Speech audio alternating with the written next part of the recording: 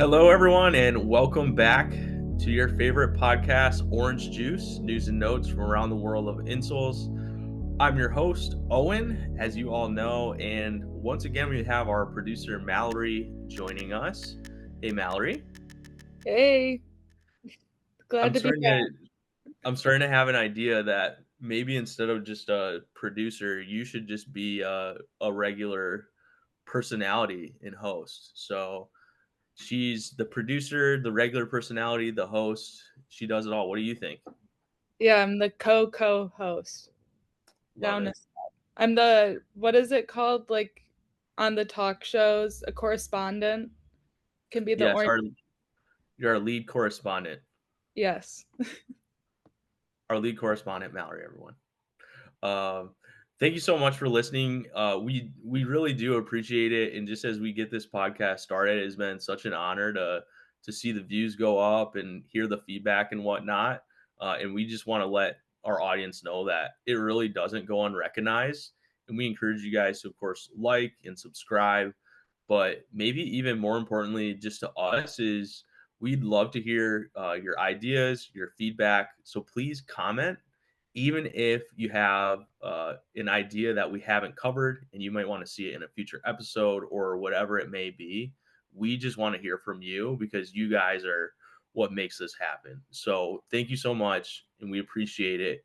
And with that said, we are introducing our topic today, which is very relevant to insoles and what we do, which is pampering your feet. So we just want to make sure that everyone has a good idea of how to take care of their feet appropriately and make the most of that situation. So, Mallory, do you do much foot care yourself right now, or do you kind of let your feet be? I don't do much besides clipping my own nails, but I do miss a good pedicure. A lot of what we're going to talk about today is kind of like some at-home relaxation foot care stuff, but a pedicure is also always a great option. Have you ever had one, Owen?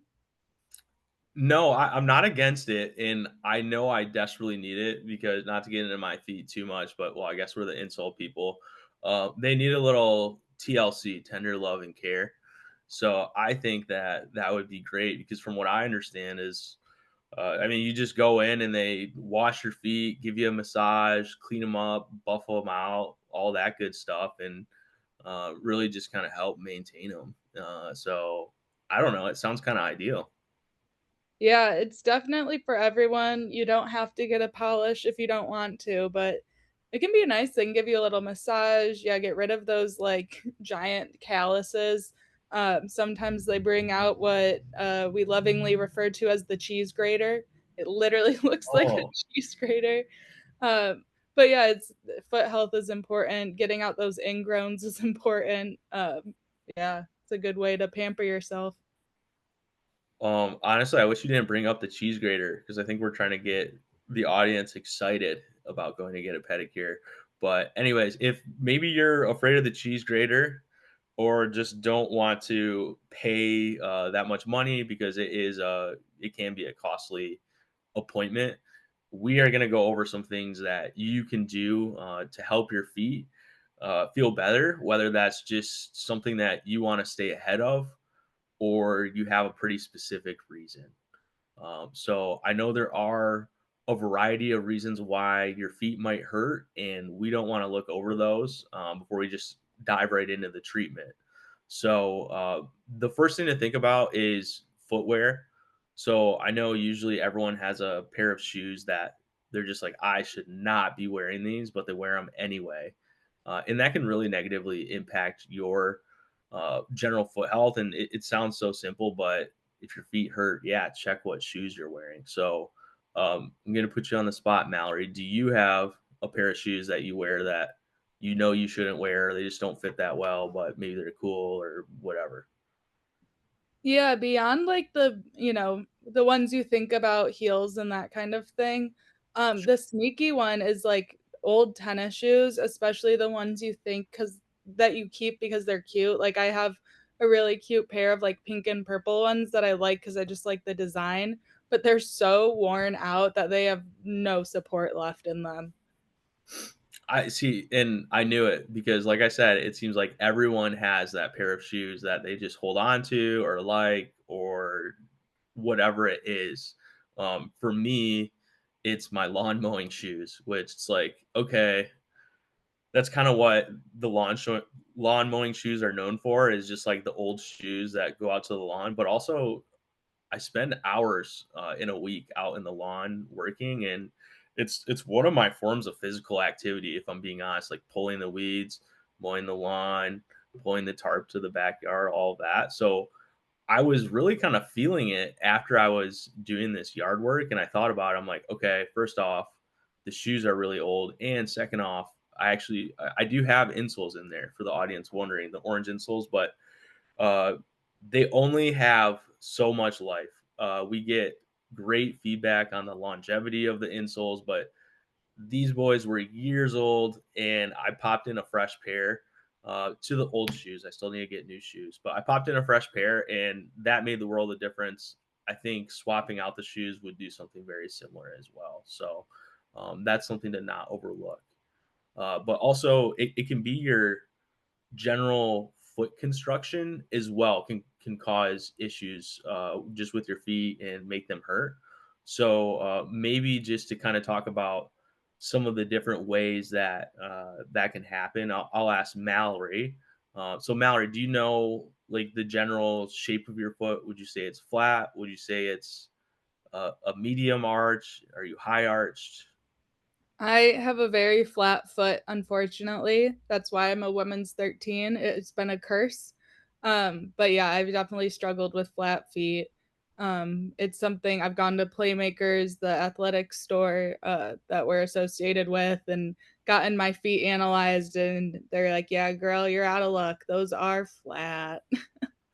Yeah, so sorry to pick on you, but Mallory has flat feet. So with the flat feet, yes, you can one wear a bigger size just because your foot isn't arched; it's literally flattened out and elongated. That's what we mean by the flat foot. Uh, but also that can cause overpronation or misalignment. So what that means is when you go to step down, if you don't have a rigid arch or a higher arch, I guess in this case, your foot is naturally going to kind of roll in and bottom out just because it's flat and the rest of your body is using some of that intrinsic motion, um, and ultimately that can really lead to a lot of issues. So that's one way to put it. On the flip side, I actually have a very high arch. So for me, I still notice some aches and pains and whatnot, but it's not necessarily for the same reason.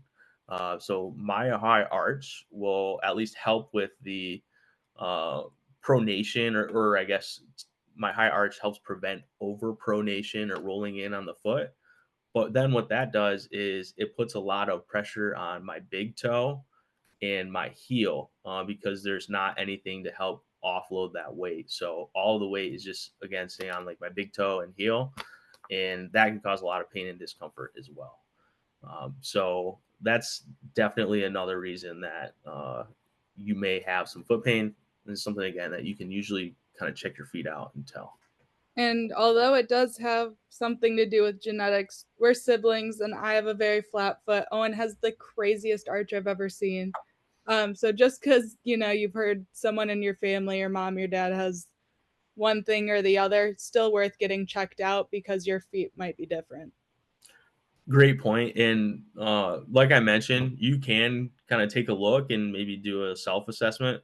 But the absolute best way to do it is to go to a local running store or specialty comfort shoe store that sits down and measures your feet and looks at it from the ground up. And what you'll find is really many of the stores that are more of that comfort store geared towards service are going to be able to help you out there. So they can definitely point you in the right direction. And we always encourage you to go in and just get that in hand or that first person experience. Mallory, anything else that might make your feet hurt? I mean, of course, there's a million things, but anything I maybe didn't talk about? Well, things that we can, some of our tips today can help with are just these tips are great for if you've had a long shift. We're getting into the summer, so, maybe you're out exploring more, you wanna try a new exercise you're not used to. These are all things that can make our feet hurt, more sore from, overuse, that kinda thing. So, we definitely have some tips to help you there today. Great point. So we're gonna go over those finally, but to add a quick disclaimer, if you are having some severe foot pain or whatever it may be, we're not saying that this is gonna be the ultimate thing that's gonna get you cured. Definitely, just head to a medical professional, get checked out, and get heading in the right direction. So, with that said, Mallory, what's something we can do to pamper our feet? Yeah, so our first tip is a warm foot soak. So, first of all, it can just be a relaxing experience running a warm bath. Specifically, adding some Epsom salts can be really beneficial. So, at that point, it's more than just relaxing, it can help you reduce inflammation, it can help ease tension in the muscles and joints. Um, it only takes like 15-20 minutes. Take that time for yourself. It can help you just feel a lot lighter and relaxed and ease a lot of that tension and inflammation in your feet and your ankles and kind of calves too, depending on, how much you fill your bathtub up or what you're using. And I think the best part of it is Epsom salts are fairly inexpensive at like a general like CVS, Walgreens kind of store. Their brand tends to be $5 or less. And then if you want to get some of the nicer scented ones, like a Dr. Teal's, like lavender eucalyptus kind of thing going, those are around $10. And, it's a multi use bag. So it can really go a long way. And yeah, help ease a lot of that muscle and joint tension. And also just, give yourself like a relaxing moment for you. Yeah, an underrated portion of the scented salts, candles, oils, that sort of thing is just like the general, I guess, like stress relief or relaxation that it can provide. Like for me, it's lavender or eucalyptus mint. Like those two scents really just uh, kind of help me relax. So, like Mallory said, it's just that nice little moment. And I have actually personally used Epsom salts before. I had a major knee surgery. This was years ago, but one of the main things, just as I was leading up to surgery, was asked to do was soak my knee in Epsom salt in the bath. And obviously, we're talking about feet, but it's the same idea. So after the injury, I was experiencing a lot of inflammation and swelling. And then, you still got to go to school. And at this point, I was in school. You got to go to school and walk around all day or go to work and do this or do that, which can only make the swelling worse. But doing that bath really helped reduce the swelling and whatnot and made it a positive experience for me. So I don't know if you can really understate how simple it is to just throw some Epsom salt in a bath, give your feet a soak, or even like a bowl of water or something. I've definitely done that before too, like sitting on the couch with the towel down on the floor. Yeah, it's a great opportunity too for habit stacking. We've kind of talked about this before where like add it to something you're already used to doing. Maybe you read every night. Maybe you watch your favorite TV show already. Great. It's a good time to just, yeah, maybe get out a big bowl and create a little Epsom salt soak for yourself and add it to your routine that you're already doing. It doesn't have to, be this big time consuming new thing you're adding to your life. It can be pretty easy. Great point. And then totally on the flip side of that, opposed to soaking in warm water, icing can also be very helpful. So if you even just ice your feet, again, if you're probably experiencing more sore feet, is when you do this. I don't know that I would just ice my feet for fun if they feel fine, but if they are especially sore, ice them maybe 15 to 20 minutes at a time, a couple times a day, and then also elevating while you ice or after or both, but elevating your feet above your heart is kind of the key, and that's what helps increase blood flow. And then ultimately, icing and elevating is going to reduce inflammation and ease muscle soreness as well. Not to mention that you'd recover faster as well. So that it seems like that in itself would be a benefit. The other thing on the flip side is rest. So rest it cannot be understated as a way to make your feet feel better if you can afford it. So I know there are those situations where it's like, you got to get up and go to work the next day or whatever it may be. But when possible, really try to sneak in those rests. So, Mal, I'm going to put you on the spot. I think I asked you, and you said that you already have like a lingering injury. Have you rested it? And if so, did it feel better when you did that? Or how's that going so far? Yeah, it's definitely hard to force yourself to slow down. Yeah, I have had a little muscle tear in my rib area for a few weeks now. And it's hard because I looked into it. It is one of those injuries that takes like 3 to 6 weeks to heal. So I'm trying to do less back bends and that kind of thing that would irritate it. But yeah, it's been really hard for me to just stop and rest. Especially I'm realizing too, like there was a point where I would sneeze and I would feel it. So certain things you can't avoid as far Of as course. letting it rest and heal. But yeah, it's hard and it's one of those like rough things where I know if I stop and rest and let it heal, I'll get back to feeling better sooner. But then I don't want to. So it's crazy. You just have to like force yourself to and just know that it will make you get better faster. Yeah, and sure enough, it's like I am experiencing some like very minor foot pain, but then also I'm really just like not doing much to help myself out right now. Like I'll just walk around the house for like this morning. It's the afternoon now. I walked around the house barefoot for 5 hours with the kids. It's just like do yourself some favors. At least put some shoes on or sit down when you can instead of just carrying the kids around and that sort of thing. But it, like you said, it can be difficult, so it's a balancing act. But when possible, absolutely rest. Definitely. Another important thing is stretching. So, Mallory, why don't you talk about stretching a little bit?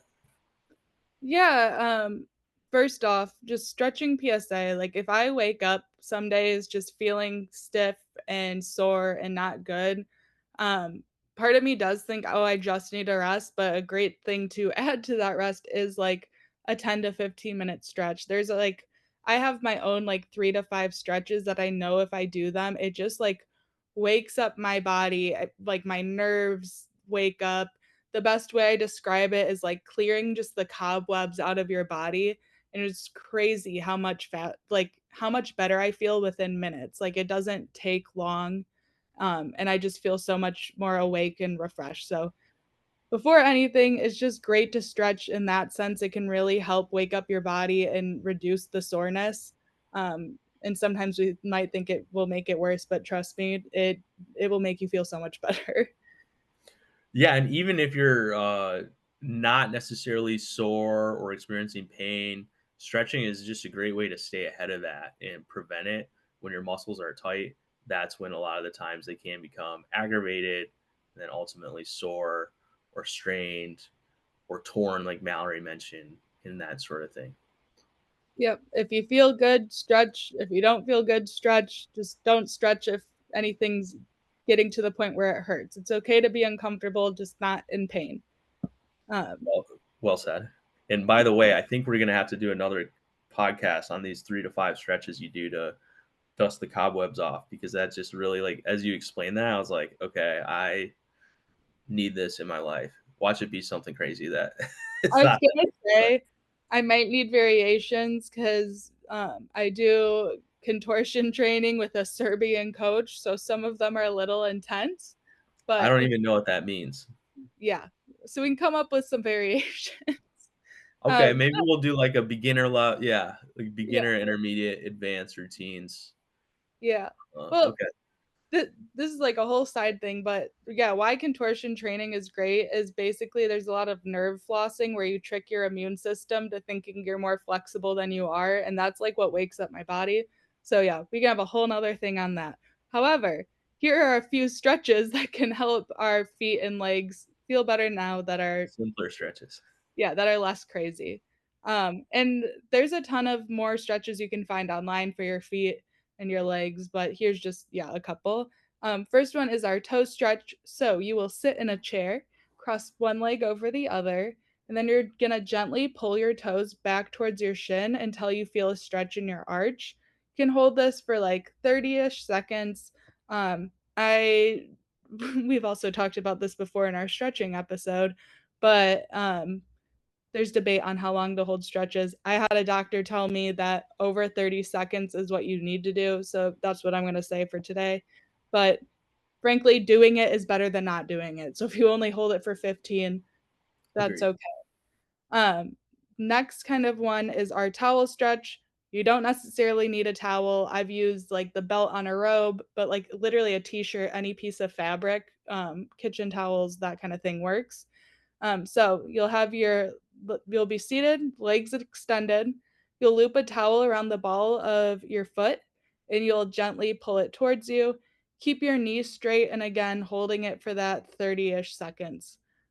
That should be a good wake up stretch. Classic wall calf stretch. I think we're all fairly used to this one. Stand facing a wall. Um, give yourself a little distance. You press your heel into the floor while leaning forward with your toe on the wall. So it's like a whoop. That's a really great calf stretch. I think, yeah, I feel like that's a classic we've all kind of done and seen. Yeah, well, with the calf stretch, I feel like the reason why it's so highly recommended by like athletic trainers or physical therapists and that sort of thing is it's just such a pivotal muscle group where it directly impacts your feet. So if your calves are tight, now the plantar fascia or the muscle underneath your foot can also be very tight. But then also like your hamstrings and your glutes are right there too. So it's all a chain, and if your calves are tight, which it seems like they get tight fairly easily, it seems like everyone has tight calves unless they're like actively stretching them. I haven't met anyone who's like, yeah, I just have like loose calves. But anyway, so when they're stretched or when they're tight, it's really gonna impact the rest of your body chain. It's just such a crucial muscle group. Yeah, that's a good thing to point out. It's so crazy. Like I used to get weird knee pain and then I started using a Theragun like in my upper quad and like it relieved my knee pain because of like the chain. It was pulling on it and creating tension and yeah, so it's crazy where, some of these stretches you can feel it in a different part of your body. The last kind of stretch thing I want to bring up is an arch roll. So you can use tennis ball, a lacrosse ball, a frozen water bottle, anything like that. And you'll roll it, kind of heel to toe, different parts of your foot. I like to do it along my inner arch, outer arch, kind of under the metatarsal pad up front to get all that fascia. I did have a video about this on our Orange social media. There's also a great video about foot strengthening. So these stretches are great, but strengthening our feet and legs as well can really help, reduce that pain that we feel from overuse. So strengthen muscles is also really good. And you can find that on Orange Insoles, Instagram, and TikTok.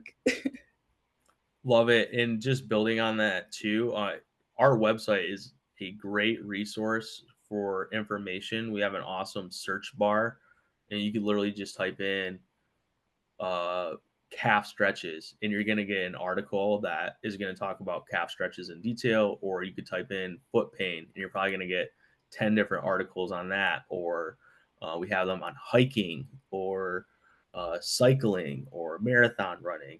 So please check out our social media and our website. We have so much more information that we just could never even fit into a single podcast or a series of them, but we are gonna try. So stay tuned for the rest of that. Yeah, and you can always combine the stretching and the foot soak and give yourself a little DIY foot massage at home too and have a whole spa night. I'm not going to get into how to massage your own feet. I'm sure you can find a great YouTube video on that. I think we might have on our blog some references too on how to do that.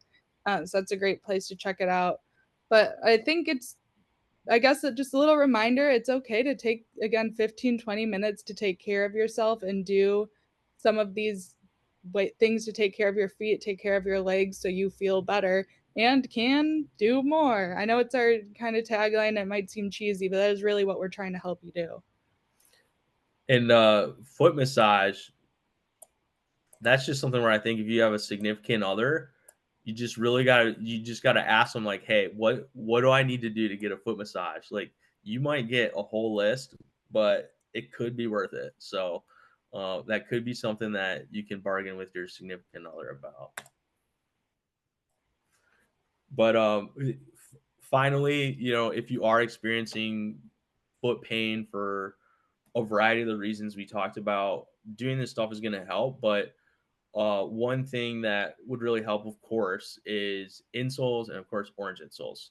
So when we're talking about not being able to take that break, whether it's from work or you have a dream life of or like dream event or a goal for physical activity and just taking a break or resting is not in the cards, insoles can be a great option for you because they're going to help you get more arch support and alignment for the body. So we talked about how your body is a chain, and starting with your feet, having that arch support is so key. But then also they provide cushion as well. So with each step, you're not going to experience quite as much impact. And we know many people out there do thousands and thousands of steps in a day. So it all adds up. Insoles, again, are such a great thing because you can sometimes even just put them in your shoes right away and experience immediate relief. We've had people leave reviews saying, put these in my shoes and my foot pain went away right away, or I put them in my shoes and my back pain is gone, or whatever it may be. So if you do have this pain and you're looking for a little extra relief, we highly encourage you to check out our website. We have an insole finder, which will ask you a couple questions and recommend the best insole for you. But we like to keep it simple, and we think it'll really help you feel better and do more. Like Mallory said, it's not just a tagline; it's the truth and the reality. But it is so important to take care of your feet and just slow down. And my last little plug as social media lady is go to our Instagram and check out our giveaway going on. It ends May 21st. It's with Amelia Moore, and you can win her fight pack of insoles. Yeah, talk about someone who's up and coming and really doing a lot of awesome stuff. Amelia Moore, our athlete, is a rock star. She does, of course, boxing, but then also she has been doing commentary and color analysis in the studio and all sorts of things in between. So please check it out. And we appreciate you guys, and we'll catch you next time.